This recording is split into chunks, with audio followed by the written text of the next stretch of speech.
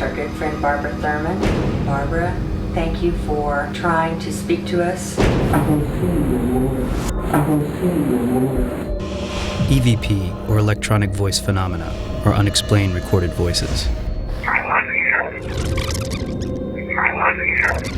The existence of these recordings raise many questions. Can't even touch it. Some believe these are the voices of the dead, communicating from the other side. I wanted to know that my son was okay. I've always been a believer in the afterlife, but never as strong as I believe it now with all the evidence that I've gathered together. When you hear that voice, it changes your reality. What is this? How could this voice be there? There's some activity recently up here because we've heard that recently there was suicide.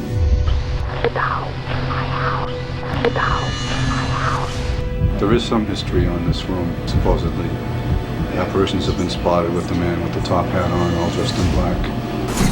I started feeling something really strong right here. Electronic voice phenomena is the recording of paranormal voices on all sorts of recording media that should not be there. Hello? Who's there? There's no known scientific explanation for why they're there.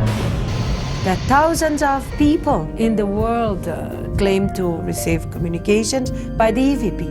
If somebody is here and somebody wants to speak or show yourself, please do so. I think the age that we're living in, the time has come for this information and knowledge to come forward. EVP is a variety of instruments that you can use to be able to connect with the other side, to be able to connect with the divine mind.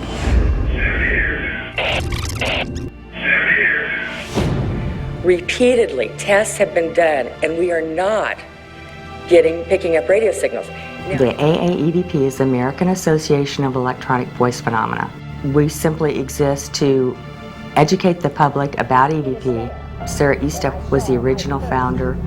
Back in about 1975, I started a quarterly newsletter, and I kept the thing going for 18 years, and it grew and grew, and I ended up with about 300 members in about 40 states in this country and 12 or 13 foreign countries. Okay, sweetie, you come up here and play what you think you have. Yes, I hear that. Very heavy. She asked, what is life like on the other side? He said, very heavy, which may mean he's not too happy. People studying various forms of phenomena voice, and they describe electronic voice as a thickening of available background noise. You know, this is a typical EVP. This is what you've got to listen for. It says she's right, fact.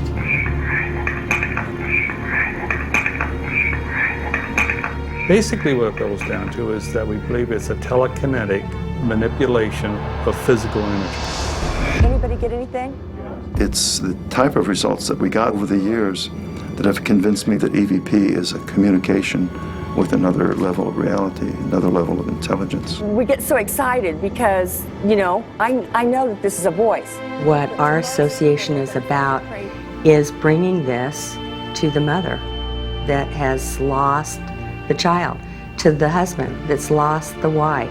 Right from the beginning, we're really not interested in skeptics, we're interested in helping people. I came to be here because, of course, I lost my daughter on December 23rd, 2001, and 5 months later, my niece picked her voice off her computer.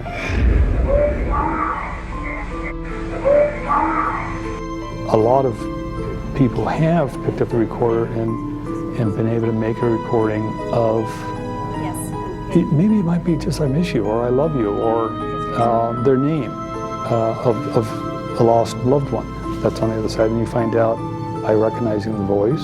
They're still around us, they're still here. They haven't gone anywhere. I mean, you think they've gone off to La La Land, but they're around you all the time. I think EVP is a very valuable tool in the healing process of grief. After Kathy died, you know, I tried going through the grief therapist and psychiatrist, and that None of them believed in this. So what I want you to do now is to form a group. We're going to form a circle, and we're going to hold hands. And I would tell them, as I've got my daughter's voice, I was real excited, and it's like, yeah, right. You know, we'll put you in some more drugs. What do you know, anything you want, we'll write up for you. Jamie died in a car accident 7 years ago. Can you give me your name? This is my opportunity to be proactive in reaching out to my daughter. My name's Karen Mossy, and I lost my son, Rob, from a seizure in August of 2000. I'll never fully recover from having lost a child, but through this, I know that I can communicate with my son. If you look closely, I know it's probably hard to see from a distance, but you're welcome to come up here after the session. All the skepticism in the world will not deter me from my path. It will not. EVP is prone to intrusions. It's just the natural law. You know, nothing esoteric here, nothing paranormal, just unknown, just we do not know about it so far. If we do not have validation, this will never be recognized. Do you hear that? Helen, There's a lot of psychic research that's very scientific, from Nobel laureates to professors, and it has a long history and tradition going back over 100 years. Think of the loved one that you want to hear from. I have no problem with skeptics. It's nice to have some balance to that so that you know that the information you're getting is good. Try to speak to us, please. Please try to speak to us. Life, it doesn't end with death. It's just a transition into the next stage of life. So why are you? It's not a scary thing. It's something that is worth working with. Edward, please try to speak to us. I admit it takes a lot to scare me now, but I welcome it, and that's my message to people. If you have a paranormal experience, welcome it, because there's something there for you. If anybody gets anything, raise your hand. If you hear something, you got something. We hope that in subtle little ways it helps people understand that there's much more to their reality than what they're experiencing at this minute. Jamie Ann Quillen. Okay, chatterbox. If you open up to it and you provide the tools and provide the window, it's going to happen. Carl Edwin. Carl, please try to speak to us. EVP and all of this other research is really just an entry point and a doorway to open people's minds to actually think about what is the greater context for existence that we find ourselves in. Maya, please speak to us. If there is life after death, if we do survive physical death, what does that mean about how we choose to live in the world? Gisela Cosmo. Okay. Gisela. 1% at a time, we're trying to convince people that we survive.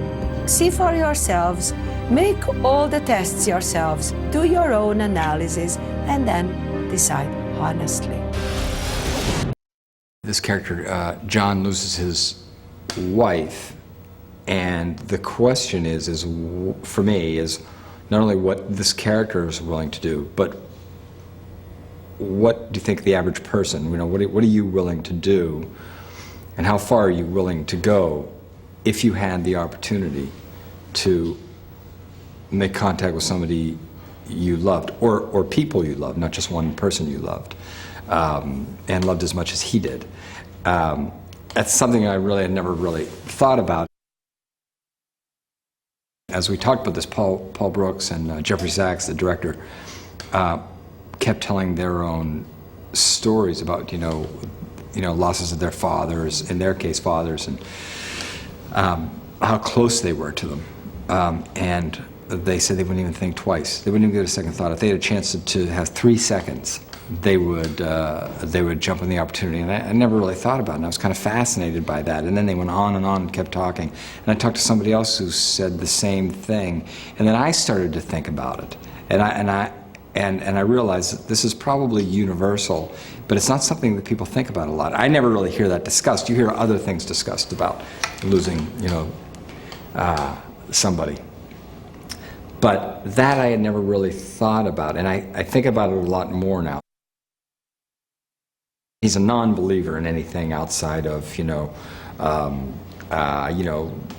up in the morning, you brush your teeth, you go to work, you work hard, you try to be a good person, and there may be some life after death, there may not be, and, pretty straight ahead. So anything outside of that is not necessarily something I don't think he's even been really that curious about it, let alone a believer.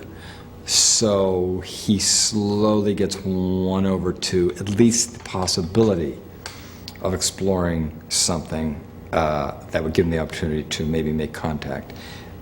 Then it slowly starts to unravel, and that's where the fun begins. That's when it really gets fun, and I gotta say, really scary. There's a thing that I had learned about that I didn't know exists, which is called EVP, which is, what white noise comes from, which is some sort of electronic communication from the other side. This is the theory. Now, it's a theory, except that there are, and I learned this actually while we were talking about doing it, while I was getting closer to me saying, yeah, I think I want to do this. There are websites, and apparently a lot of websites dedicated to this, and that was news to me. So this is I guess relatively common knowledge that I had no idea existed. It's clear to John what's going on. It's clear to my character what's going on, but it becomes muddled even to him, and it's the kind of movie where you can't give things away. Not only the ending, but it's not so much the ending. It's how it all unfolds. There are 2, 3, or 4 or 5 little twists that make it really smart. You become engaged. She becomes a friend, and she kind of helps explain this world to me. But then what happens is then I kind of overtake her. The student becomes the teacher to some degree. Well, my character encounters Michael Keaton's character because what we have in common is the loss of a loved one. My fiancé has recently passed of cancer, and I've connected with an elderly gentleman called Raymond, who is a master at this EVP. My character perceives this obsession as a healthy way of extending a relationship, the relationship she has with her fiancé, who's passed over. Michael Keaton initially joins in on this journey, hoping to satisfy a part of his heart which is shattered upon the news of the death of his wife. And therein we share a common goal, a desire to perhaps help others who are feeling helpless, and to share this gift of light, of hope. We are very much mistaken. We don't know what we're playing with. Our white noise is actually a bit of fire we shouldn't be touching. Fundamental to this story is the truth that if indeed people do pass over, they pass over as is. And, we don't have a lot of halos running around the streets as we speak, so it's not that there's quite a few tarnished ones on the other side as well. So unfortunately, in our attempts to access our loved ones, those that we care about on the other side, we meet a few people at bus stops along the way that are terrifying. And we don't have the skills to discern initially with the EVP between what is healthy to allow it to enter into our space and what is not healthy, what is particularly harmful or fatal, as is the case a couple of times in our movie. Well, the characters think they know what's going on, which is important because what they think is going on is not what is going on at all. So it's not like you have a bunch of absolute fools running around. You have Michael Keaton is a very intelligent architect. I'm an owner of a bookstore. These aren't people that know themselves to suffer fools gladly. That's why The fact that these two characters even embrace something like EVP, which is certainly not akin to their normal sensibilities, heightens the tension of the script, because it takes a lot of convincing for them to get involved on this journey with this odd form of talking to the other side. It's an excellent script, and I was shocked at the end. There's no way I would have predicted the end, and I read 50 scripts a year. There's no way I would have predicted the end, and I love that. I think it's smart. The reason that I wanted to do it was because it was such a page-turner, and I like the genre of the supernatural thriller anyway, but what really attracted me to it was that it's about a character that you see degenerate completely throughout the piece and become more and more and more obsessed and unhinged.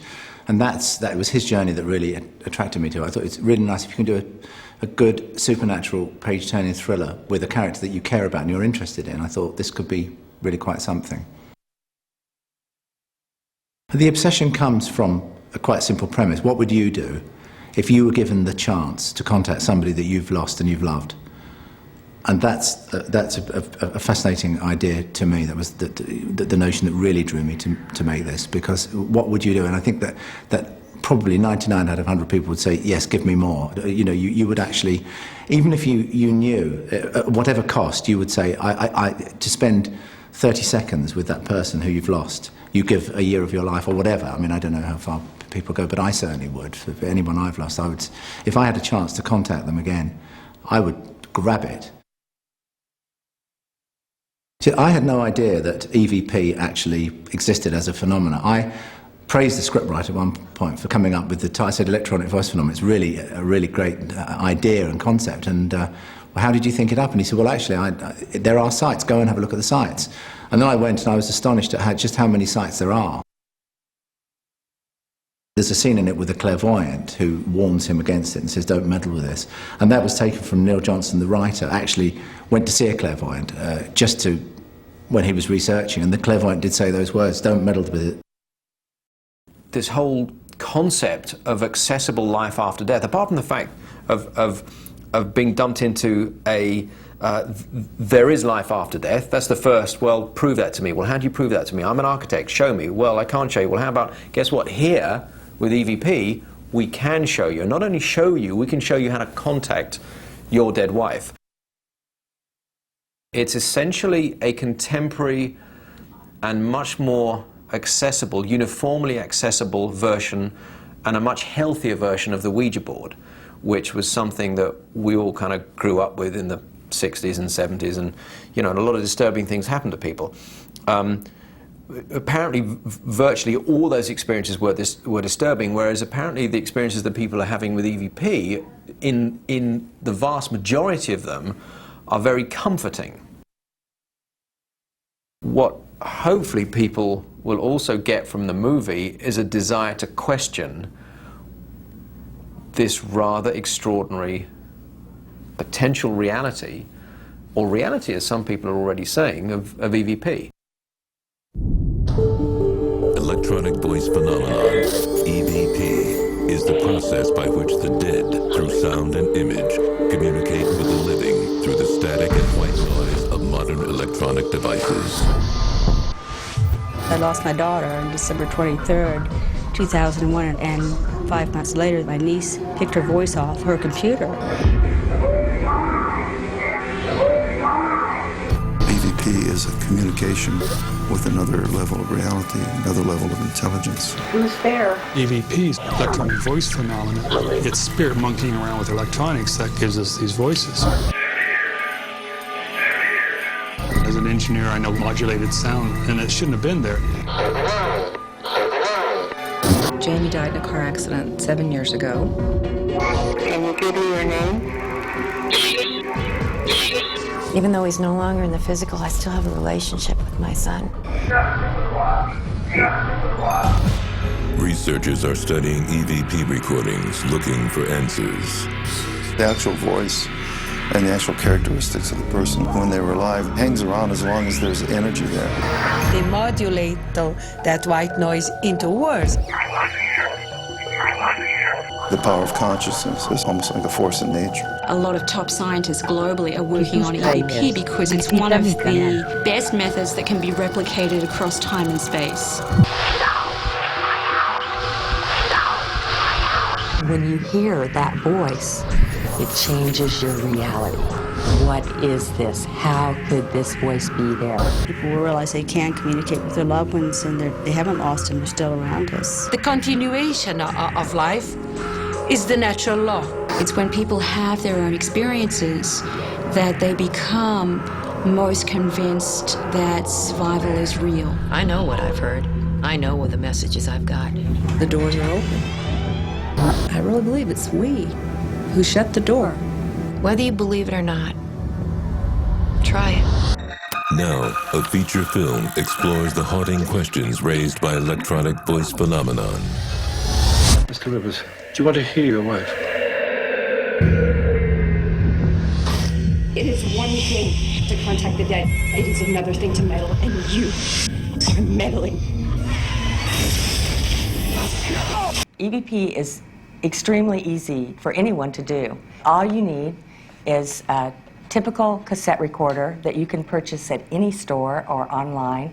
This is the body type that we would suggest because the buttons are bigger, and since EVP are short, 2 seconds, you're going to hear little snippets of sound that you're going to want to replay. With the cassette recorder, you also are going to want to use some sort of microphone. Hopefully it's just something that you have around the house. One of the keys for them, though, is that you do need to supply background noise. People actually use running water, a fan, a radio station turned to white noise, a white noise generator. You need to have a counter. You need to have a headphone jack so you can plug in your headphones. So that's it for a cassette recorder. The recorder that Tom and I now use, and we have used for the last 2 years, is called a IC recorder. They are voice activated. They'll only activate when we speak or spirit activates them. This cuts down on the time needed to listen back to recordings. As a recording device, it turns out that the internal noise of the circuitry is what actually causes the noise necessary for the formation of the voices. So you don't have to bring noise generators with you, you don't have to bring anything, you just use them by themselves. If you are willing or able to make the step from the cassette recorder into an IC recorder with a computer, then it opens up quite a world for you in terms of capability. There's a lot of side benefits of that, though. When you use the computer, now all of a sudden you can use amplification, noise filtration. You can cut little pieces of it and actually save just the EVP and mail it to your friends. And on our website, aaevp.com, we have instructions on how to be able to record these into your computer and also how to work with the software in order to be able to experiment with it. It takes a lot of time to listen back to these carefully. So we would suggest you only record 3 to 5 minutes. For some reason, their energy is highest at the very beginning. So turn the recorder on and wait 30 seconds and then announce yourself. We wanted to show you what a typical EVP was like. You can hear our footsteps, and we are not speaking. Okay, now, I just feel like I heard something, so why don't you take your cursor and highlight that area.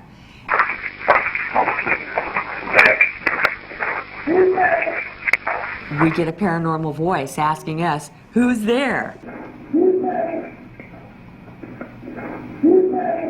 Many people all over the world are recording these voices. This was recorded in an area where there was a death, and so you will hear me say, can you tell us your name? Can you tell us your name? Maybe you'll be able to hear him say Jason. Okay. Then Tom will amplify it. You can start to hear that. Now if we do the whole thing, Can you tell us your name? That isn't filtered, it isn't messed with. You don't want to just take our word for it. You can do this too. You can record those who are on the other side. You can record their voices through simple technology. Can we ask, who's in the house? We would like you to speak to us. electronic voice phenomena, the recording of paranormal voices that should not be there. What do you consider successful when you come to a house? 1 EVP, 2, 5? 1. It's kind of a three-way communication. There's the person recording, there's the person in the etheric that decides that they're going to communicate with us, and then this little piece of equipment. There's a difference between threatening and negative. I asked how many people were in the house, and I was told 13. We've been doing this for 15 years. We've never gotten a threatening EVP. It's an opportunity for them to speak when we're listening. We actually just consider ourselves experimenters. We're trying to learn to understand what the phenomena is and how it works and what it implies, but you could say we're paranormal investigators. If someone told you both 25 years ago what you would be doing today, you would say to them what? You're crazy. Yeah. But just for a moment, think, what if that is a person on the other side speaking to us? The implications are just profound.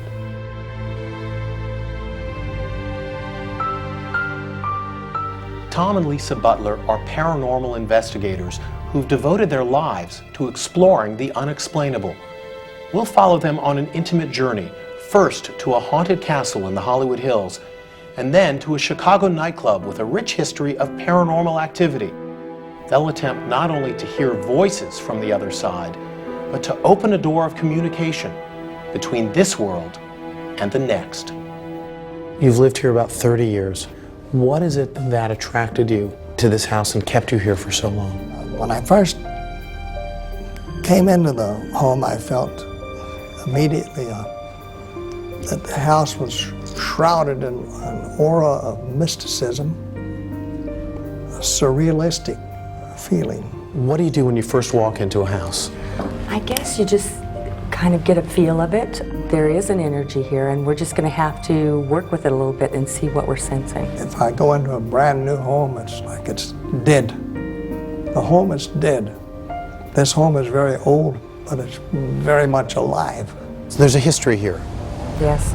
Would that then transfer to the home in your experience? It very much could. So we're going to go into a bedroom up here, I think.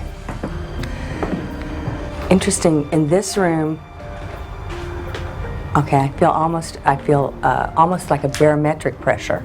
All right, I'm going to try and record for a second here. We don't mean to intrude on your space. We mean you no harm. We'd like a message from you. That energy is still going somewhere. Do you feel an energy in this house? From the beginning. We were up here just a second ago, and Tom felt like there was somebody that didn't want us in the room. So perhaps that's why there's no communication now? Perhaps they've left. Should we go to another part then? Okay, let's do that. This is a little alcove going toward the outside. A lot of times in a small area, it depends on how much traffic, but we'll pick up things in small areas. So again, we ask if somebody is here with us, we mean you no harm. We'd like to know about you. Can you tell us your name?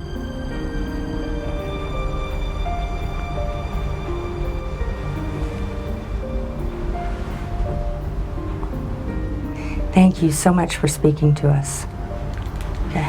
Wait a minute. There's a red light here. When your voice was talking, the light was on.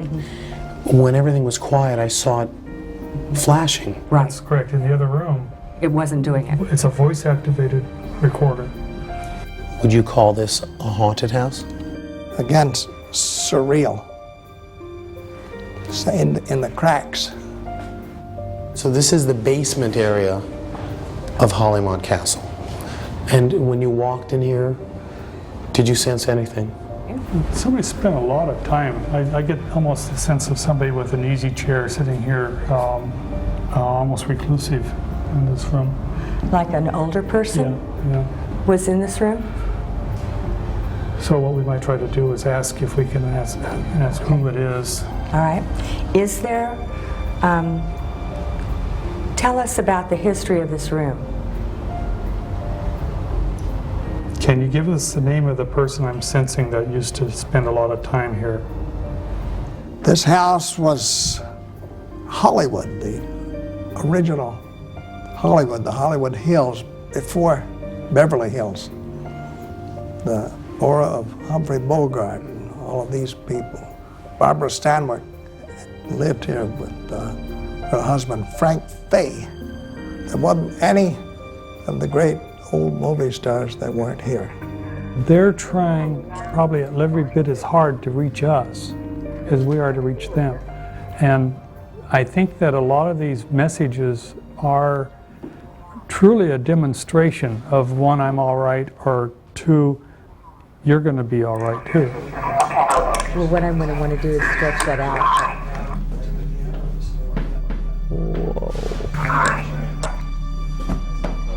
The very first recording, you're going to get your best voice. Now, you've isolated a portion. I see you highlight an area. Right. And usually I loop it back and forth. You think that's a voice saying hi? Yeah. Yeah, let's take it in a larger context. But there's a lot of noise before it. But you believe that to be an EVP? Right. We were all together. None of us said hi. Or I, or anything. And once again, we'll verify that with the other recordings to make sure, but it sounds, in a way it's kind of appropriate because what we're doing is just walking upstairs into that area. There are a lot of levels here, a lot of locations. We're going to go to several of them. You'll lead us through. When you get a sense of something, we'll stop. We'll talk about it, okay? So why don't we go? All right. Good. When we go into an area like this, we sense that there's an entity in there. In effect, we're asking a stranger to talk to us. Amazing place. So when we talk to them, we treat them with respect, ask them if they would talk to us. And so that's part of what this is about. This is Tom and Lisa Butler, and we would like to make communication with whoever is here. I can feel your presence. Can you tell me who you are? Some will tell you about the disembodied lights in some of the darkened hallways that are unaccountable. Glass bottles being thrown from shelves by unseen hands have been recorded, and actual outlines, recognizable outlines of people that come back again and again. I think that this person might not want to speak to us, so. There are cold spots in the building, even on the hottest nights. We mean you no harm. We simply would like to communicate with the beings that are in this building.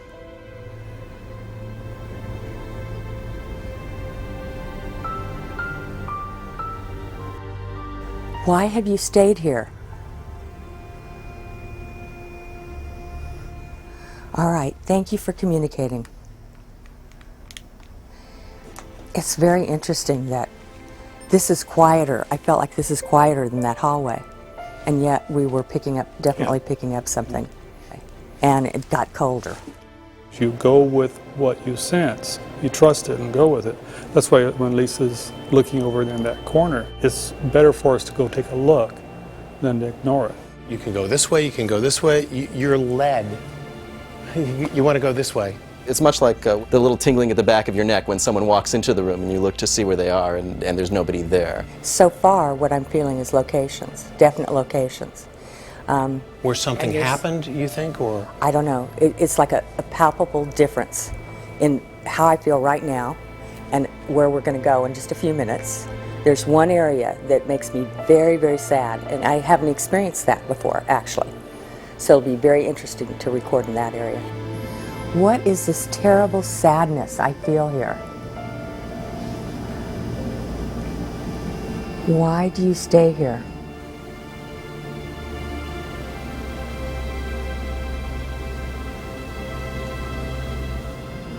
Do you know that you're dead? During the Great Chicago Fire, we have an account from the journal of the curator of the Chicago Historical Society at that time, who records that there was a group of 3 or 4 women that had run into the building to hide from the fire, essentially, and who never emerged. And so it's believed that their spirits may also be trapped here as well.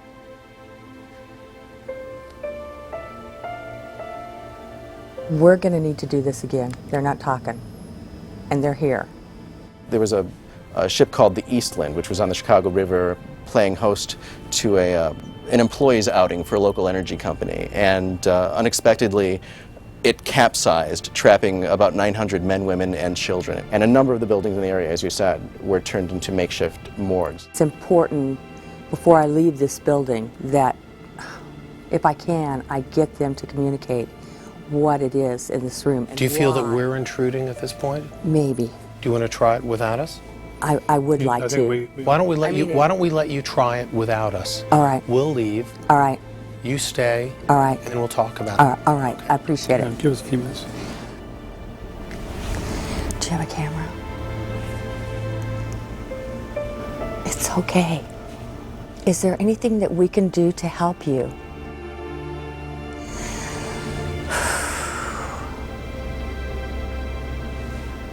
You know, if you just look up,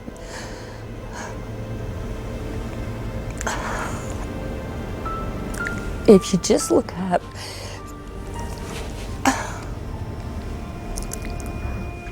just look for the light, and there'll be people there to greet you.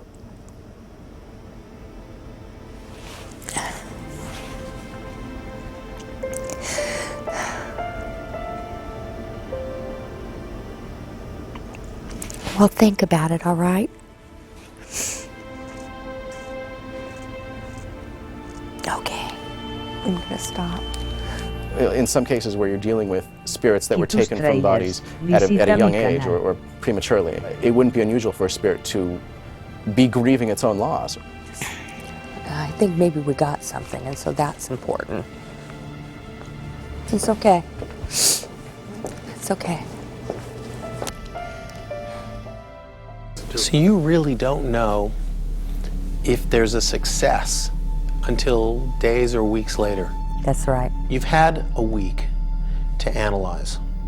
You're about to play something that happened in my presence. We walked up the stairs at Hollymont. We were about to go in the bedroom. Let's hear what happened. You hear footsteps, that's us walking, and then you hear the voice. We're going to move into a bedroom on the second floor now.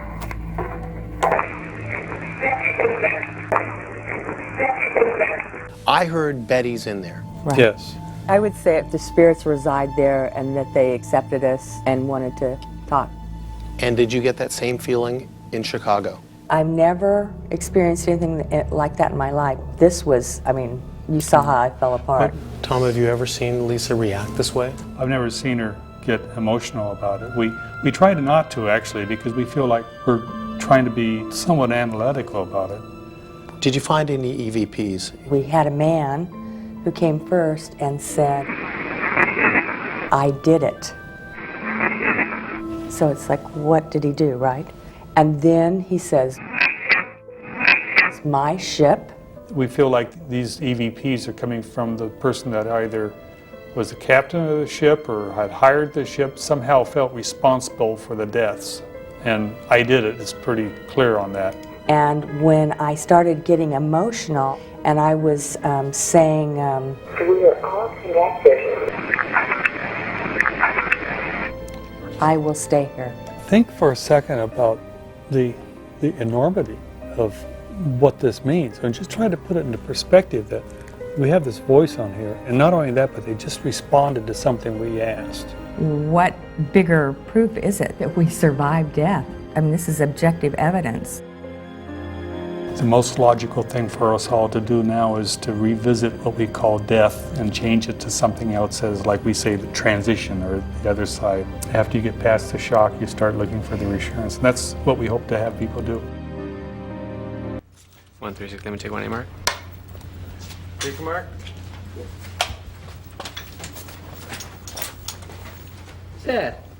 And action. Wait a second, do I look wet here? Action.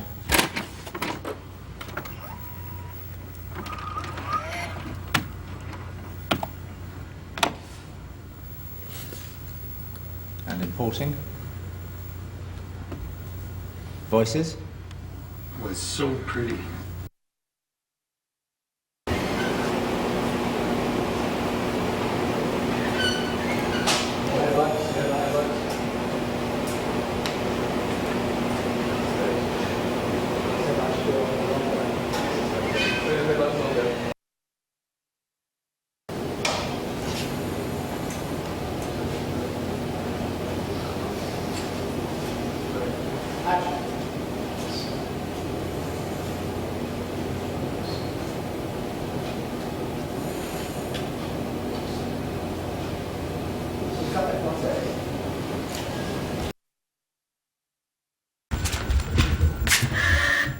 Time code 229:55, 56, 57, 58, 59, 2:30.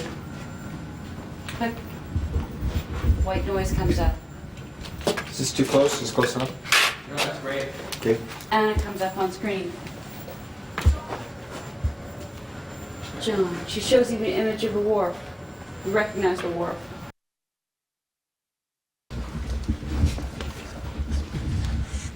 Time code. Stop right by here. I just keep coming. Yeah. 229, 55, 56. Too early.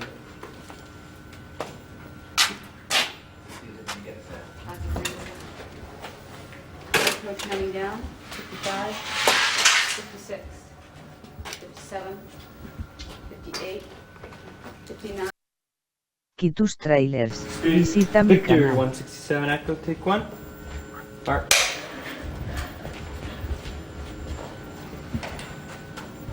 Set. Action. 58, 59, 230. Anna pops up. An image of the wharf where her body was found. Anna comes up again.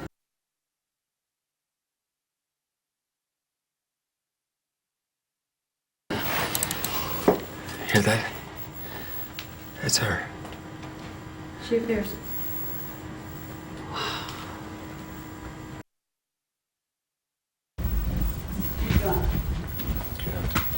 John just tried to. You don't know that. She's on the tape.